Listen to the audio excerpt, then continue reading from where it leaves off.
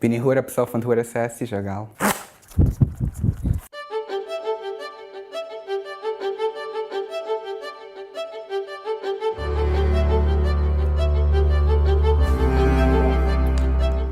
Heute bin ich bei der Sevi, arbeite bei Watson als Ad-Manager und ich finde nervige Leute im Kino so richtig scheiße. Die ersten, die ich mega nervig finde, sind die Leute mit dem Handy während dem Film. Die leuchten es mega fest und das finde ich mega nervig. Was ich auch noch scheiße finde, sind die Popcorn essen. Statt so ein bisschen 1, 2, 3 Popcorn, dann haben sie so eine Schaufel voll und essen sie so. Ist doch normal Popcorn, das ist nicht so schwierig. Stehen sie am Schluss am Film auf so «Ups, hier ist mega dreckig». Und was ich auch noch nicht hatte, sind, wenn du weißt, du hast Stinkfüße, wieso ziehst du deine Schuhe ab? Nein.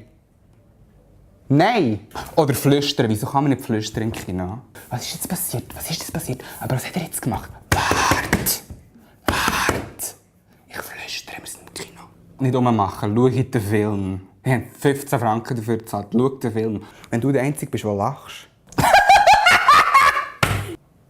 Es sollte ein Zeichen sein, dass dein Witz nicht mehr lustig findet, oder nicht? Schlimmste, es ist das Gesetz. Die 2 Armlehnen für sich brauchen. So, das reicht. Brauchst du nicht so. Das Wichtigste, die ich am meisten nicht ausstehen kann, sind einfach die zu spät kommen. Oh, wo ist mein Platz? Wo ist mein Platz? Oh, das ist mein Platz. Jetzt nicht mehr, Bitch. Du bist 15 Minuten zu spät. Wie ist der Saisonmeter so? Sass ist so. Ich bin nervös vor der Kamera.